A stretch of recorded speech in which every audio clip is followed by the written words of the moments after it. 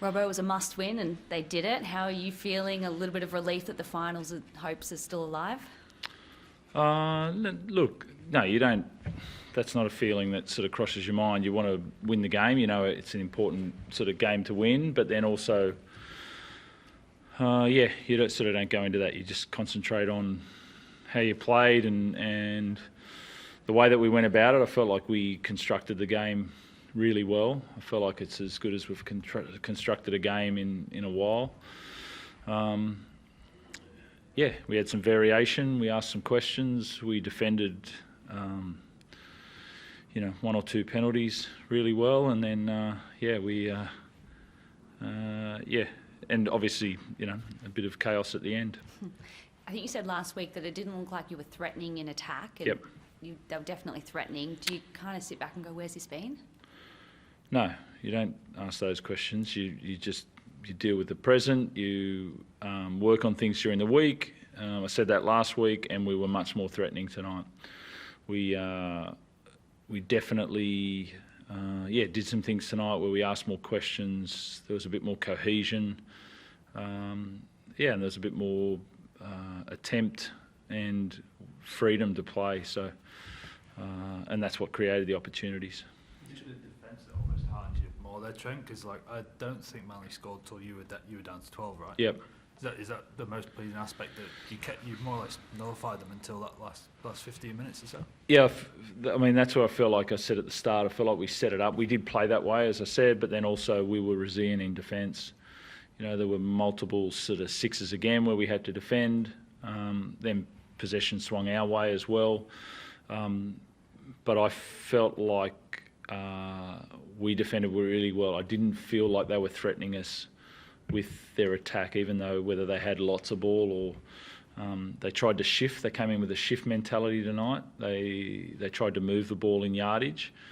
And very early, I feel like they were trying to attack our three men. I don't know whether the change with Drew looked like they were trying to sort of attack that as well. And, I feel like he stood solid there as well. And our centres pressured as well. Billy and Joey pressured those shifts. So there were some real positives in what their game plan was and then how we defended that. You talk about the structure and cohesion. That does coincide with Drew coming back. Can you talk us through why you brought him in for Sandon? Look, I've been really happy with Sandon, which is why he still played a lot of minutes tonight. But he's a young half learning his trade, whereas Drewy is a much more experienced half.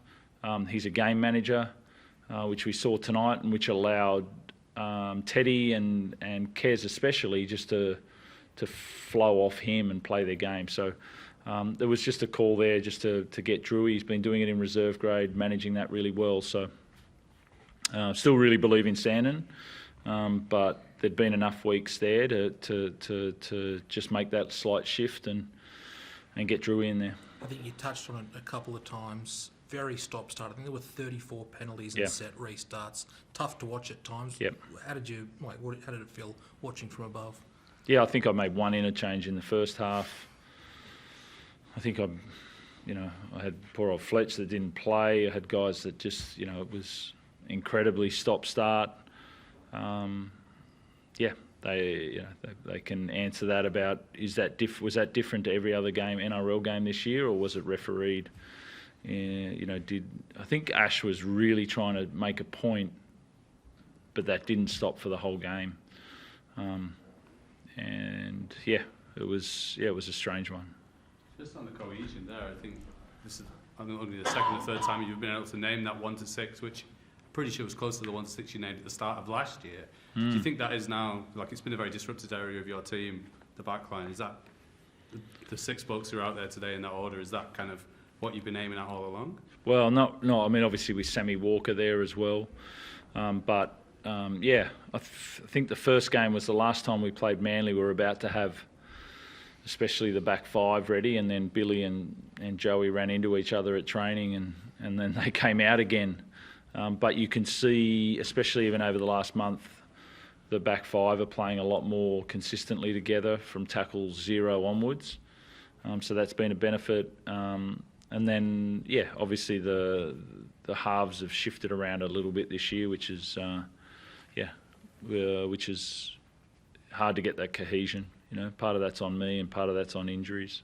And on the slow ruts there, obviously Ash gave a lot of penalties, but Siebes mentioned it a little bit as well. There seems to be something that Manly are very strong in getting a quick play of the ball. Was that something that you looked at and thought maybe we're going to have to do something about that from our side? Not at all. Not at all. I don't think there was any. That wasn't the area of penalties. So if that's, I don't think that was a concern at all for us. They weren't trying to get quick play of the balls. They were trying to shift the ball from side to side. And that wasn't the area of the where the penalties were given anyway. So I think that's way off the mark. Could you have any complaints about the Nathan Brown send-off? What were your thoughts on that? Yeah, I think so. When was the last send-off? Do we remember? Sure. So that was the last send-off. We've had, high tackles, we've had shoulder charges, we've had all of that. That was a high tackle, that hit him in the neck.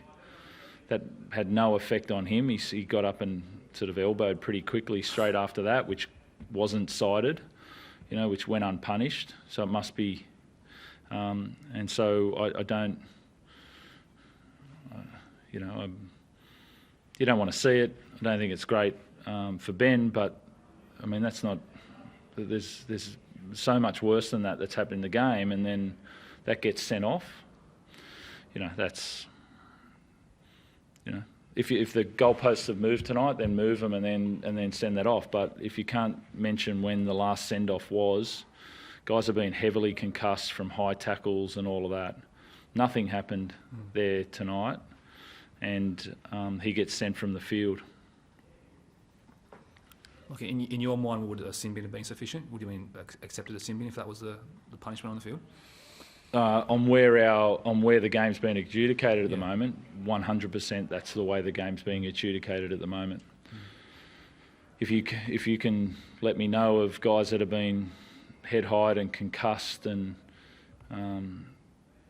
all of those things and not been sent for the field, which I can give you many, then what made that stand out? Why was that a send off? What made that in the current climate? If we had two more people on the field, that would have been sent off. In that other code, it would have been sent off for many weeks in a row for that game. But in our game, that's not how it's adjudicated. So, I imagine they'll say that that's a send off, but I could give you much worse tackles than that that haven't been sent from the field. It hit him high and in the neck. Just quickly, Siwa Wong, big opportunity starter. I think he made close to 50 tackles, had some nice moments. Looked like he was really comfortable out there. He did. I think that's the right word. I think he looked really comfortable. It allowed the game, the stop-start game allowed that to be the case. And so... I thought for his start, I had the plan to replace him and I didn't need to, so that's a real tip of the cap to him. Just on the night, Robbo, 10-year anniversary, obviously, almost the same scoreline as the grand final. Tupou scores a try, almost identical. I know, Garrick needed to kick that. Cost the story. Tupes fly side, very similar to the grand final. But can a night like that, reminiscing, can it do something special? Can it inspire this current crop to go on a special run? Well, it was just nice for the current crop to acknowledge and say thank you and sort of meet some of those guys for the first time. I think it was great that Roger Tuivasa-Sheck gave Joseph Suoli his jersey tonight. He'd never met him before, so that's a really nice moment. Some of the guys, Jennings giving Tupu his jersey tonight, like that. He claimed most of his tries as try assists. So that there's some long-lasting connections, and then there's some new ones, and that's what the beauty of our game is that we do remember well, and we do celebrate those things really well now. So it was a good night for that.